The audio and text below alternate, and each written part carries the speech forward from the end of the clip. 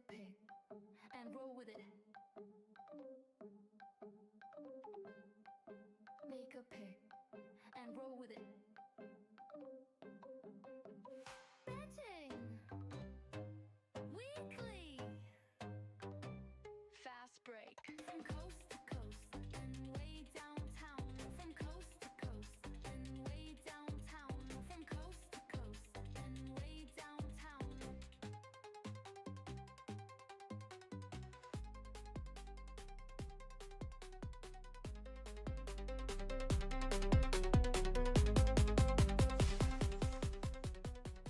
Welcome into the latest edition of Betting Weekly Fast Break. I'm Doug Kazarian alongside professional bettor Chris Massaro. Fun show because we have an actual NBA playoff game. We survived yesterday. We were the day off. All of us were walking around looking for things to do. Many of us wondering after we've just been so spoiled, starting with the first round, you get that opening weekend, quadruple headers on both Saturday and Sunday, and slowly but surely the playoffs dwindle down. But Chris, we got some action tonight as the conference finals get underway and we start in the West.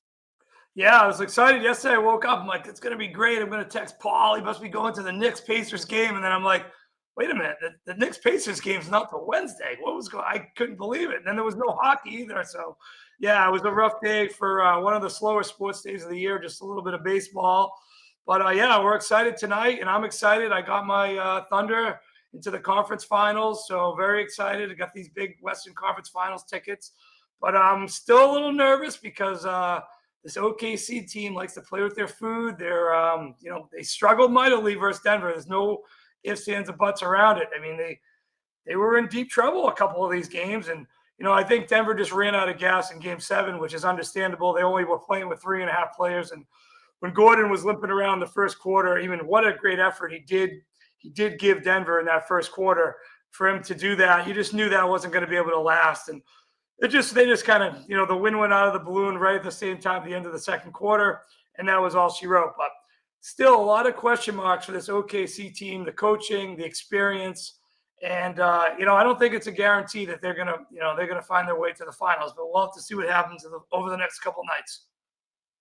Well, we're going to get into all those questions, and we want you to get involved in the conversation. So please chime in on the chat on the YouTube channel because we will answer questions throughout the show as well. And we also want to remind you we have plenty of other shows here on the Bet Rivers Network and the Betting Weekly umbrella.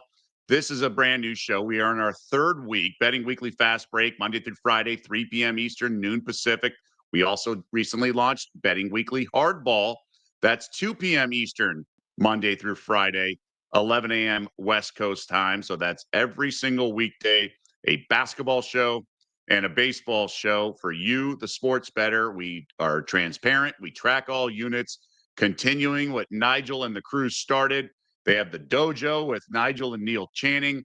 There's also Betting Weekly Live, and every single weekday at 11 a.m. Eastern, Nigel just hit Crystal Palace over the weekend, plus 300 in the FA Cup final.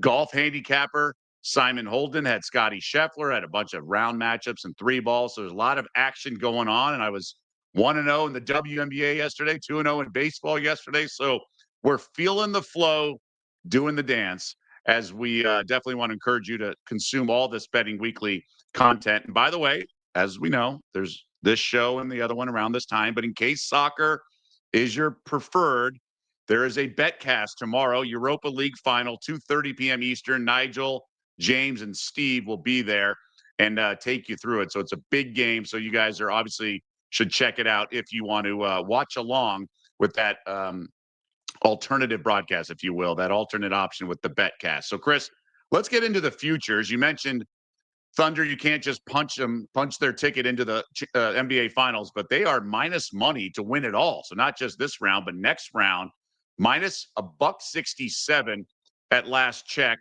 at Bet Rivers.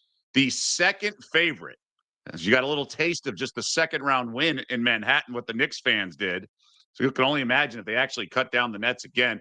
Knicks are plus 450, T-Wolves plus 550, and the Pacers are plus 600. So clearly a favorite here with OKC.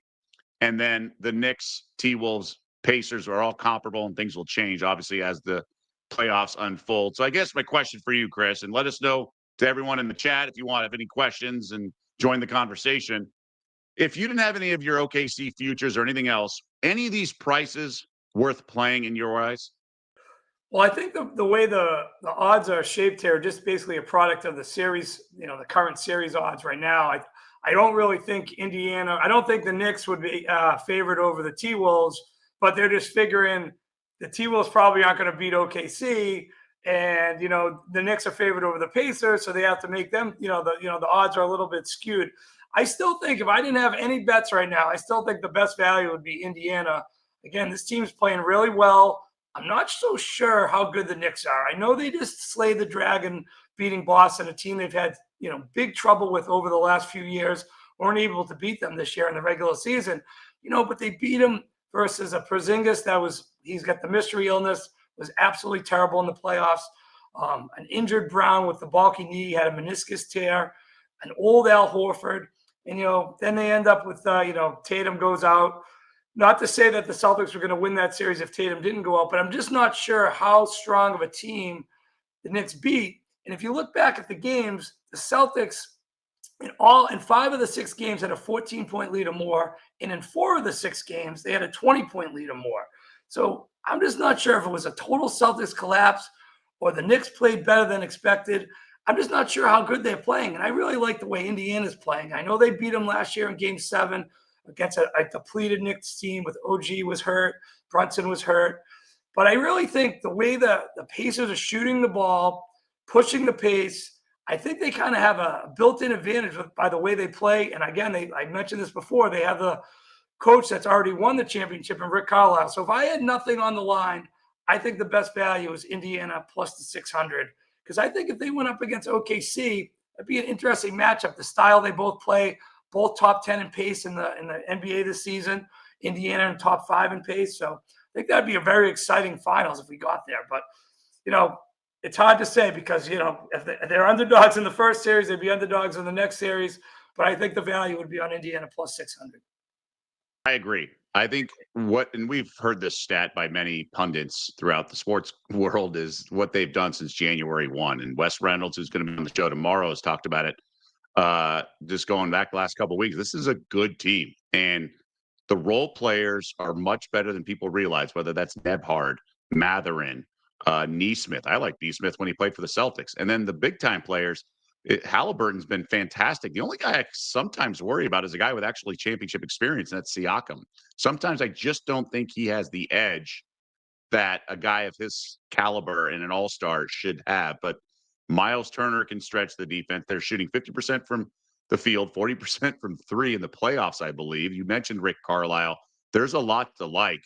I think there's value on them in the series price, and it's simple math. The money line of all 7 games, and with the Knicks having home court, that's why they're favored. In this case, at Bet Rivers minus $1.52. That's why it is. But I think each team's going to win on the road. I think it's going to be one of those things. So I do think the Pacers have the upside because they run the chance of having to go through the T-Wolves if they get to the finals and not the Thunder. But it is hard to pick against OKC because even they blew game 1, just like the Celtics, and even they responded. Even down 2-1 and being a money line underdog in game 4 in the fourth quarter, they found a way to win. But there is a but with this OKC team. So I do think it's not a foregone conclusion. So yes, they're the favorite and rightfully so. But I do think these other teams are live. I don't think OKC is so overwhelmingly dominant and has no chance to lose like we sometimes see in the playoffs, because the NBA typically is predictable, right? It's best of 7. It's not March Madness. It's not any one game. You can lose a game and still be the better team and win the series. So I'll transition into sort of my next question. Is we've seen some upsets the last couple of weeks in the second round, particularly the comebacks of 20 down. Certainly the Pacers have delivered some incredible comebacks. Anything from the last couple of weeks, and maybe just the Thunder looking vulnerable, has impacted you as a bettor and made you either think twice about something or see an angle that you may like that you noticed the last week and a half or 2 weeks? Well, I'll just say this. I don't think we're in a situation like back in the 80s or 90s or 2000s where you kind of just felt like you knew who was going to win the championship. I don't see that anymore. And I feel like these series are a lot more even than the line suggests. And a lot of it comes down to the analysis. I mean, who can shoot the three the best? Because I'm doing some stats here, and I'll give you another reason why I kind of like the Pacers. Is in the Celtics losses to the Knicks, and I said I'm not sure how good the Knicks were. The Celtics shot 25% from three in game one, 25% from three in game two, lost both games. Game three, they shoot 50% and win, come back to shoot 37.5% and lose, shoot 40% in game five and win, then back to 30% and lose. The Pacers shot an astounding 42.1% versus the Cavs in their series. And the only game they lost, they shot 30%. All the other games, they were 39% or higher, 42.9 on two occasions. So this three-point shooting is just, it's kind of changed the whole dynamic of the games. And if these teams get hot and they're a good three-point shooting team, that's why I'm a little worried about OKC. They have not been shooting the three-point basket very well at all in this playoffs. And their best player, that's not his game. SGA is not a high-volume three-point shooter. He might shoot, 6 or 7 a game, 4 or 5 a game. He's not a big-time three-point guy. So you got to wonder if some of the other guys are going to be able to catch fire for OKC when they really need it. They're going to need to shoot the ball a little bit better. Minnesota can shoot it a lot better than Denver can. And we'll have to see there. But I'm just telling you, that's another reason I really like the Indiana Pacers, just due to the fact that they're shooting at such a high clip. And if you notice in that Celtics series, the Celtics were getting a lot of wide open threes. They just weren't making them. I mean, Right. It's no secret the Knicks are not a good defensive team. They try hard. They have Tibbs. They only play their 5 main guys just a ridiculous amount of minutes. I was looking at some of the minute stats so far in the playoffs, and Brunson 39 minutes, Towns 36, Bridges and OG both 40 minutes a game, Hart 37. The other 3 guys are just under 20 minutes with McBride and Robinson and Payne. They're not even playing 20 minutes a game. So eventually, I think the pace of the Pacers, being a top 5 pace team in the league, and the fact that they're really shooting well from 3-point range, 42% in that Cleveland series, it could be a recipe for disaster for the Knicks. And I cannot see any scenario. Maybe the Knicks get Game 7 at home, revenge from last year, but I cannot see any scenario where this series doesn't go at least 6 and probably 7 games. So to answer your question in a long-winded way, I'm going to be playing a parlay, which I really like, and it gets you back over even money. You take Indiana plus 2.5 games, and you combine that with Minnesota plus 2.5 games, because I believe these series are a lot closer than the odds makers are telling you. The Knicks Pacers is a total coin flip for me. And I really think, OKC is probably going to win it. They got the depth, and they got, the best player, and they got a lot, more. They just have a better team overall. But I mean, I think it's going 6 at least in that series as well. And if you combine those two, it's not a flashy bet. You can get plus money, plus 2.5 Minnesota, plus 2.5 Pacers. You link those together in a parlay, you're looking all right, I think. I like that. I can see where you're going with that. I do think the Knicks Pacers series is going to be a long one, and the Thunder series should. The Thunder series should. I do have a play at over 5.5 games in this series. Look, it's not going to be 3-0 OKC. Okay. So if it goes to Minneapolis 2-0, Minnesota's going to have to win, and I think they will. So at 2-1, if you take over 5.5, you got minus 139. Now, Minnesota would be a home dog, but I still think it's worth that risk of laying minus 139 at over 5.5 games, because you get the chance that they steal one of the first 2, and then you're sitting pretty at over 5.5 games. So that's why I like it. And even down 3-1, I think there's a chance Minnesota would win. We saw that in the Knicks series when they lost at home Game 5 when they were up 3-1 on Detroit. So I think Minnesota is much better in the underdog role, and they know what it's like to get to the conference finals and then sort of count their chickens before they hatch or be a little flat. Like that happened last year, and Dallas sort of snuck up on them. I think they're going to be ready to rock, and I like how this team fits together. And I'm going to say it, man. I've said it, I think, once or twice on this pod. Chris Finch had a broken leg last year and had to sit behind the bench. Okay.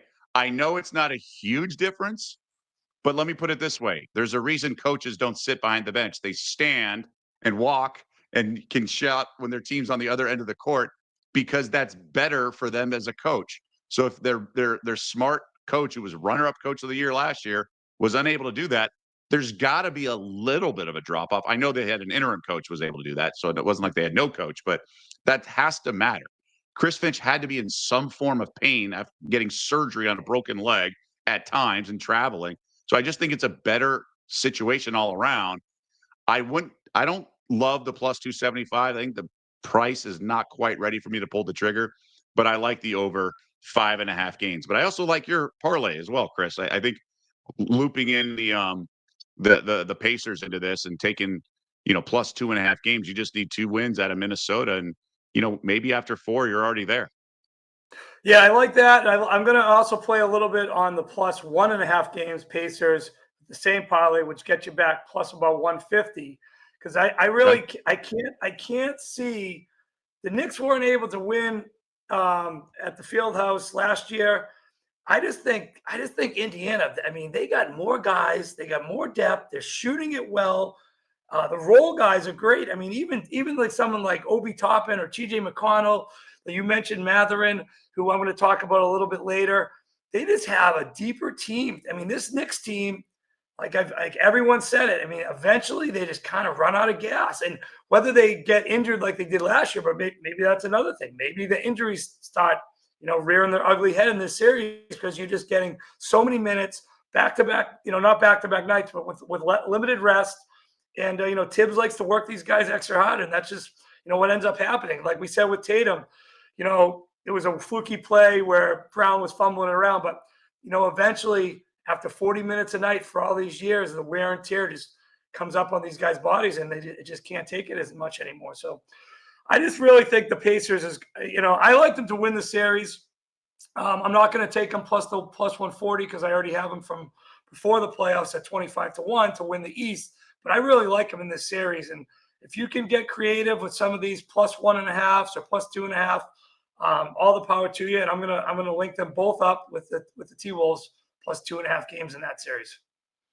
And you mentioned the depth of Indiana. So for it not to go 6 games, that means New York or not to go 7. New York would have to win in Indiana in game 6, and the schedule of the series in both series are every other day. So they're alternating. So that depth, as we saw with Denver, really kind of rears its ugly head late in the series. And I even thought about this, unless it's an incredible zigzag spot, it's hard not to just take the points every game.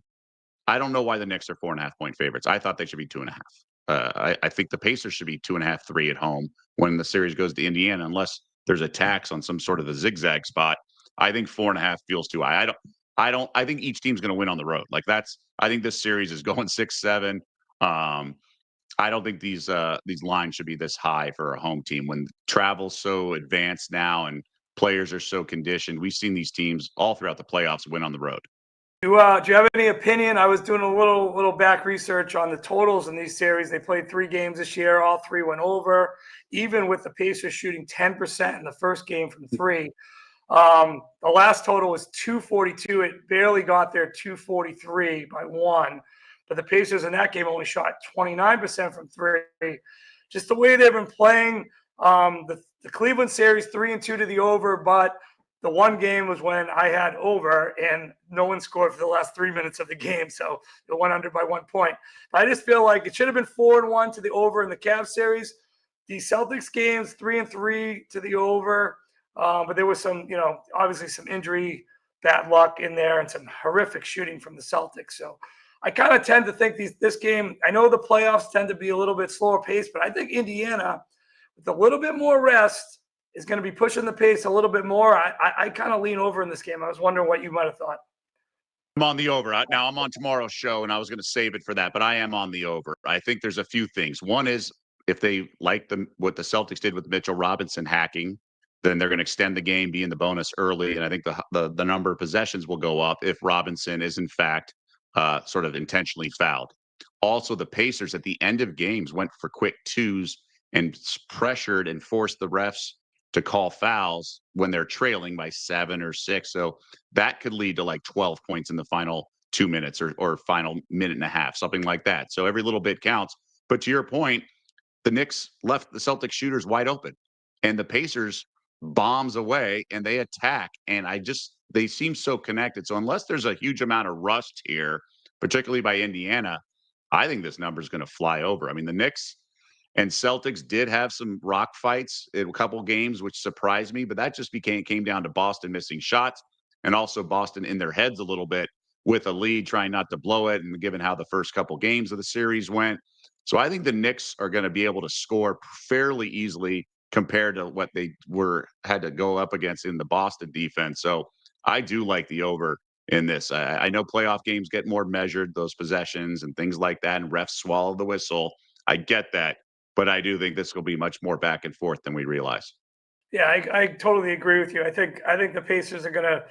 I mean, why wouldn't you? If you're Rick Carlisle and you figure, and we just talked about it, it's going 6 or 7. Why wouldn't you want to play your game, your pace, and run these guys as much as possible when they only play 5 guys? I know Mitchell Robinson gets in there a little bit, and McBride plays a little bit. But that's it. Plays. I mean, these guys plays. Yeah, he plays, but he's averaging 20 minutes in the playoffs. So there's 7 deep unless Robinson is fouled, free throw lined out. Yeah. But I mean, the other guys are all, 40 minutes. They're all playing close to 40, and over constant series. Now we're in the 3rd series. We'll see if it adds up. It's just a big concern. And if I was Carlisle, I would try to play their style and push the pace and try to get them as many minutes as possible, because it's going to be a long series, and that might come to their advantage with the depth in game 6 or 7. Okay, so let's get into game 1 tonight. 7.5 with the Thunder. It touched 7 earlier. 218 is the total. So the number's been bet up a little bit. I'm kind of surprised. This is a team, OKC, number 1 in defensive efficiency, Minnesota 6th in defensive efficiency. And there could be some rust, especially for the T-Wolves. I'm surprised the number's been bet up a little bit, but the Thunder, they go up and down. They have so many transition points. So I guess I get it. But relatively quick turnaround for game 7 on Sunday, the Tuesday game 1. It didn't bother Denver in the last round. Had a quick turnaround from going 7 games with the Clippers. So be careful there. I mentioned I'm over 5.5 games. I don't have any regular straight wagers on this. Just a couple long shot props to mention. What about you? Yeah, I'm not going to play the game. I'm just going to. I have a few hedges for my OKC stuff, some exotic stuff, T-Wolves in 6, T-Wolves in 7. But I am trying to find some, like you mentioned, some long shot props where we can, maybe we can make a score off something that, stands out. And what stood out to me, now granted, it was and you mentioned this, 3 of the games, Gobert wasn't in the lineup. But in the 4 games that Naz Reid played versus OKC, the guy's averaging 22 points a game and 11 rebounds. This guy loves to play against OKC. In the game that Gobert did play, he still was able to grab 8 rebounds. So I'm thinking to myself, wow, what could the rebound props look like? So I just did I was deep diving all through yesterday, trying to find some crazy prices on Naz Reid. And what I was able to find was just a crazy bet, but I had to put a few bucks down on it. To be the overall rebounder in the series, just the Western Conference, I was able to find 65-1 for Naz Reid. And then I was able to find— It's 80-1 here. It's 80-1 at Bet Rivers. Awesome. So 80-1 to be the highest rebounder in the series. And I was able to find 300-1 on overall in both series, Naz Reid being the top rebounder. The guy he comes off the bench, so it's, you're already at a disadvantage. But in the games he played, he has 8 rebounds, 14 rebounds, 11 and 11 in 4 games versus OKC. So whatever it is, whatever the matchup is, Naz Reid seems to, exploit that matchup, points and rebounds wise. I also played a little bet over Naz Reid, 10.5 points tonight, minus 130. There's some other interesting props. Naz Reid, who's been getting a lot of, he's been one of their better secondary options from the 3-point line. You could go over 1.5 3-pointers made. That was minus 130 as well. So there's just some angles I'm looking at for Naz Reid. There's another one where he's the MVP of the Western Conference. I found that at 200-1. Now, we're not going crazy with these bets, but just a guy that seems to really play well against a certain team based on certain matchups.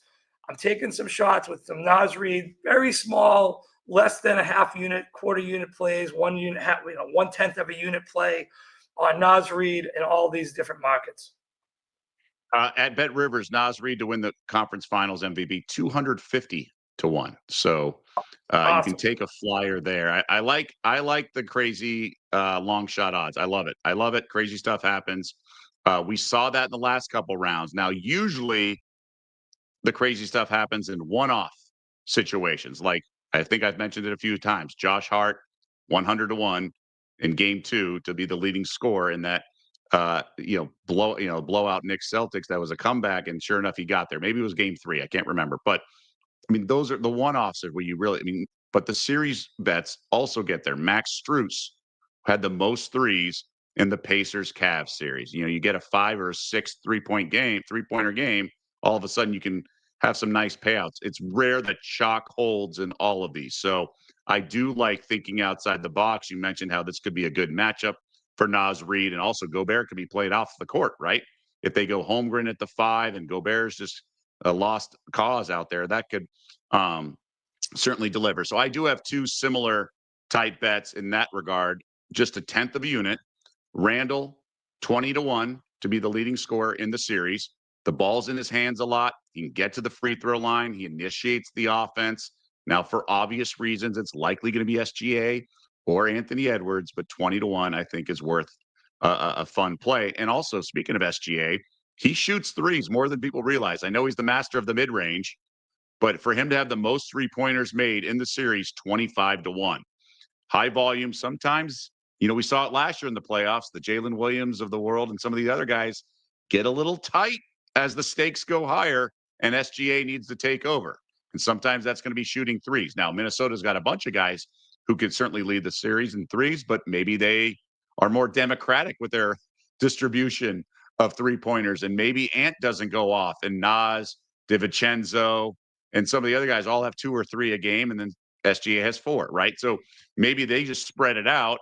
And again, you're getting 25-1. It's not a pick 'em. So those are the only 2 plays I have for the series, in addition to the over 5.5 games. But I do think that's my biggest takeaway from the last couple rounds of this postseason, Chris, is that these long shot odds have been cashing. And when you have so many teams that make adjustments in the advanced scouting, and that they're going to take you out of something that you did all regular season, you're going to have to play different lineups. Look at Caruso was guarding Jokic in game 7. What if something like that happens in games 4 on, and then there's a counter to that counter, and Randall plays point guard for all we know, and Conley gets played off the field or whatever, off the court or whatever. So I think this is where odds makers are somewhat vulnerable. Obviously, the chalk's going to hold most of the case, but I do think there's opportunity, and that's sort of my biggest takeaway in terms of a betting opportunity from the last couple rounds that I can implement into this conference finals round. Yeah, well, we talked off the air, and I was mentioning maybe it's a game or a series. I'm sure he's going to play, but maybe it's a game or a series where Gobert is just off the court because he's a turnover machine. The guy cannot hold on to the ball. And OKC is one of the best teams turning you over. I mean, in the past series, they just were just unbelievable. 15.7 forced turnovers per this playoffs. And on the flip side, Minnesota is one of the highest turnover rate teams. They're turning it over 14.8 times a game. And OKC last game just had 22 turnovers, turned into 37 fast break points against Denver in game 7. So maybe it's a game or a series where all of a sudden, hey, you know what? We're not going to play Gobert as much because he's a turnover machine. And maybe we're going to play Naz Reid a lot. So you can play Naz Reid tonight. It was unbelievable. I saw it earlier at plus 550, 8 rebounds. He got 8 rebounds with Gobert in the lineup in the first game they played this year. Without Gobert in the lineup, he's up above 11. One game he had 14. Tonight you could get 8+ rebounds at plus 400. It was plus 550 earlier today. You can go up to 9 rebounds. It's plus 700, plus 750. If you go up to 11 rebounds, it's a home run. You could play Naz Reid double tonight. I saw plus 1,100 a couple places. I mean, the plus 1,100 on something that could easily happen, I think, tonight. I mean, maybe I'm crazy, but Naz Reid has almost had a double-double in all 4 games he's played against OKC this year. you throw a little pizza money on something that's 11-1, enjoy the game. Maybe Naz Reid goes for a double-double. He's had 10 double-doubles this year, but 3 of them are against OKC. So I think the odds are a little bit better than 11-1. So I played the +8 at +550 earlier, shop around. I know it's down to +400 in some spots, but I really think Naz Reid has a big game. And you joked about it last round because in the first round, Gobert in the closeout game against the Lakers at that 2020 game, he's 100 to 1 to be the leading scorer tonight. Maybe there is a game where they just go small and invite him. Now, obviously, Thunder have so much size, and Holmgren can be quote unquote athleticism and agility. You don't have to go small. You have Holmgren because he can stretch offenses and defenses. But these one-offs, all it takes is one wacky game, right? And if you pick the right game, I think Randall was the leading scorer in 2 games last round. Podziemski was 1 point away from being the leading scorer in the closeout game, was 150 to 1. So these opportunities are there. This is not crazy talk necessarily, but you gotta grind because game 1 may just go to the superstars along those lines, and that's okay. That's why you take such long odds. You only need to hit one once in a while. And so you're playing Naz Reid over 10.5 points. So that's your half unit play for this one.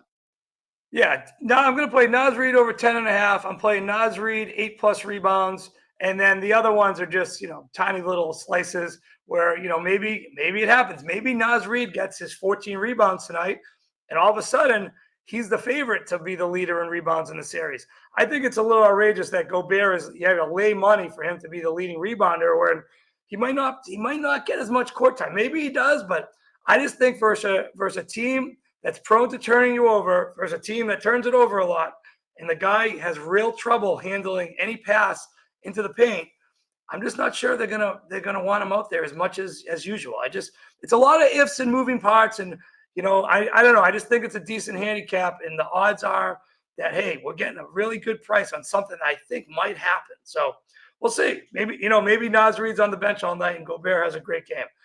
Easily could happen, but I'm just trying to think a little bit outside the box, and you're getting paid for it if you're right.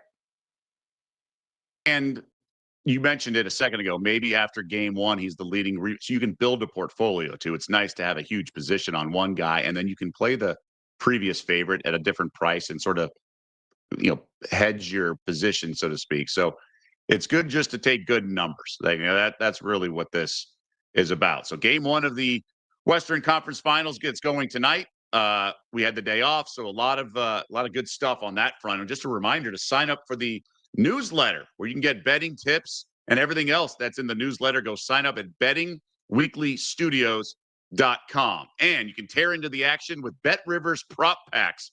Place a same game parlay of at least $10 on any NBA game to receive a prop pack, which can win you boosts and bonus credits. If the target score on your prop pack card hits during the game, you win the prize indicated on the card. Head to the Bet Rivers app now to tear into the action. And now we pivot to wrap up the show with some WNBA. We got there with the Paige Beckers assist prop yesterday. Got a few assists early, and I swear there were like 2 rebounds. She didn't get credit for it the second quarter, and some other people online were saying the same thing. But we ultimately got the winning rebound with $1:40 to go. So we got there lucky. We have 2 games in the W tonight. Aces, this line keeps trickling up. They are now 2 touchdown favorites in some places, 13 right now at Bet Rivers, 166.5. This was 14 at Bet Rivers when we launched this show, and then it's been getting bet down a little bit.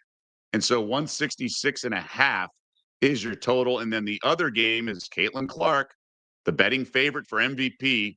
This number went between 8 and 7, now 7.5. And the over-under has been bet up for sure with the Atlanta Dream in town at 172.5. Now, I talked to a buddy who really is knowledgeable, models this stuff. He leaned to the dog, the Aces in that case. But sorry, the Sun, but that was when it was like 12 and it's been bet up. So I think they're going to get blown out. I think the Aces are going to roll them. And I lean a little over, but this Sun team, is just so shaky, and they're expected to be one of the worst teams in the league. I don't want to bet on them having to score. I mean, if you're going to bet on them, you want to bet on them getting double digits, but they're a team that's just not good at all. Tina Charles at the end of her career. Now, Marina Mabry's going to be better than 5 for 21 from shooting, but I'm not getting involved in this Aces game. But I am getting involved in the Fever game, and you're looking at this as well, Chris. You're not the huge WNBA better, but something's caught your eye. Yeah, I just noticed that in the first game, the Atlanta Dream gave up 50% from three, and it looks like they're weak in the guard department. They're more of a big girl team down low, and I just figured that even though Caitlin Clark had her big day and that Dave Portnoy crazy bet he put in that won the triple double, I saw it right when he posted it. I'm like, wow, look at this. That's a pretty good odds. And sure enough, he hits it. She gets a triple double right at the end. But the Fever didn't really shoot well from three. They were below average from their usual percentage. So I'm thinking maybe this game it's a contrast of styles where they're not really going to be guarding the three as well as most teams of Dream. So I think the Fever might have a big game from three, and then the girls down low might take care of business for the Atlanta Dream. And I think that just kind of turns into an over game. I know it's a lot to be laying for a WNBA game, 172 and a half. But I have a small play on. I got over 172. I just think contrast of styles and the way the defenses are going to be playing this game, I just think it could result in a high number. I like the over too. I talked to a professional bettor who does follow the WNBA and the NBA last week. He bet the Dream on opening night, their game over, and it got there. What the backstory is their coach, brand new coach, Carl Smesko, comes over from Florida Gulf Coast, and they want to run and gun and shoot a bunch of threes and stuff like that, which a lot of basketball coaches nowadays want to do. Now, the weird thing is Atlanta lost their stud point guard from UCLA, Jordan Canada, and in the preseason only played 1 minute and got helped off as a knee injury. Might be out for a long time. We'll see. And then they have Brittany Griner and Brianna Jones. So they have a lot of twin towers, essentially. So it's really not the best roster for this type of format, but they will put up points, and they have some players that can score as well. Ryan Howard's former rookie of the year. She's awesome. And she's almost gotten worse since her rookie year. So I'm waiting for her to come around. She was in the 3-on-3 in the Olympics. So we'll see. She's still a good player, but I think this Indiana Fever team can score at will and will light up this Atlanta defense. The issue is the Fever defense better? We don't know, because I think Chicago stinks, and that's who they just beat. So it was the defense that looked good on Saturday in the season opener for both teams. Is that just a byproduct of their improved defense with a new coach and better personnel, or is Chicago offense just that bad since losing Kennedy Carter from last year? So I like the over too. There's no way I'd bet under, but I'm laying the 7.5 with the Fever. I just don't. I know that people are excited with Caitlin Clark and all this. I don't think people realize she might be the best player in the league right now. A'ja Wilson is considered that, but honestly, I think at this point, Caitlin Clark and everything she does on the court is the best player. And her props are finally getting to 10.5. I said they would eventually, and not 9.5. They're loaded. This team is really loaded. I don't understand why the market came down from 8.5. Dream will have good stretches, but they're a team from last year, at least, that was much better at home. I think the Fever roll them here. I really think Clark and her supporting cast. I mean, they start 4 All-Stars from last year. They're really good. So I think they roll them here, and I do agree with you. I think it's a high-scoring game. I want to So maybe we'll do a little parlay there, Doug. A little Fever and over. Why not? Get a little more juice. Yeah. A little more juice. Same game parlay, and maybe throw in some Clark props too. Yeah, triple double. So my big bet on Saturday was a full unit play, because everything's normally a half unit. Was 10 plus assists for Caitlin Clark, and she got there thankfully at the end. I mean, there was a bunch of missed layups and just one of those things, which tends to happen at times in the WNBA. So you got to be careful there. But yeah, I think maybe there's a same game parlay to be had in this situation with their team total's 90.5. That feels like a lot, but I do think the Dream will hang around, unlike the Sky. So I do think they're going to have to keep their foot on the gas, they being the Fever, with their scoring. But Caitlin Clark's 9.5, 10 plus assists at -120. I do see the apprehension there. Maybe I wouldn't play that, because if Griner and Jones are down low, then some of the passes in the paint when she drives might get blocked, might get challenged. I mean, Brittany Griner's 6'7", so maybe there's some rim protection, if you will, that would maybe give me pause. Whereas there was no rim protection for the most part with Chicago when Indiana faced them on Saturday. So All right, so maybe we just do the 8+ assists, which is only minus 305, but it's adding something that's correlated, so we can have some fun with this. Yeah, no, I'm all for it. Gives you another little rush of betting action for the night. I'm sure this starts an hour and a half before the main course. Yeah, A a little little appetizer. appetizer. Dream at fever. Dream at fever. Hey, one point I want to make for tomorrow, because I'm not on tomorrow, and Sure. we were talking about it only takes one game where a guy leads the team in scoring or leads the team in threes, and there was a game November 10th where the Knicks played the Pacers. And the guy who randomly led them in scoring was Benedict Mathurin, who had 38 points. Now, I'm not predicting he's going to have 38 points tomorrow, but in the 3 games against the Knicks, for some reason, this guy's averaging 25.3 points a game. That's not what he's averaging in the playoffs. He was actually having a pretty decent series against Cleveland before, the ejection. Yeah, I think he was about 17.6 points a game in the first 3 games. But I'm telling you, this guy tomorrow, maybe it's just another one of those things where the matchup seems to fit his game. You can get some very nice ladder prices. 11 points or more is minus 110. He played all the way up to 18, which was his lowest output versus the Knicks. He had 18 points in the other 3 games. That was his lowest. But 18 points tomorrow is plus 450. So just something to take a look at tomorrow. If you're trying to get creative with your same game parlays, you're looking for somebody who's not the quote unquote superstar in the game that can give you a nice boost. If you're that, that's the type of thing you're into, you're doing those type of props. Just take a look at Benedict Mathurin tomorrow. He seems to really like playing against the Knicks. Yeah, maybe that is good. I like that. And just, we want to thank those that get involved in the chat and join the conversation. Rudy, we're talking about a nice compliment, saying respect both of your opinions. He also offered Bree Jones over boards, and 6.5 is their prop. I actually really like that the more I think about it. They dropped the ball. They should have won that game against Washington, but that's fine. The Mystics played really well.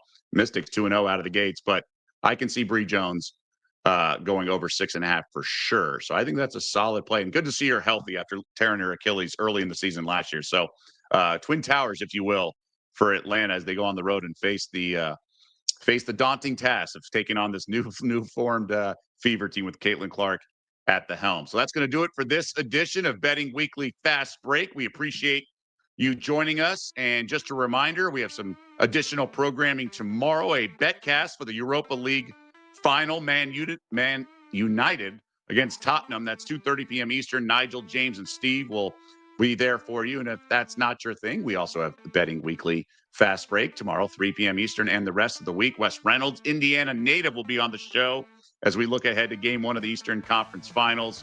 And also Betting Weekly Hardball, Monday through Friday, 2 p.m. Eastern. Chris, you've been on that. You'll be on it in the future, 2 p.m. Eastern, Monday through Friday. Adam the Bull will be on the show again tomorrow. So that's going to do it for us.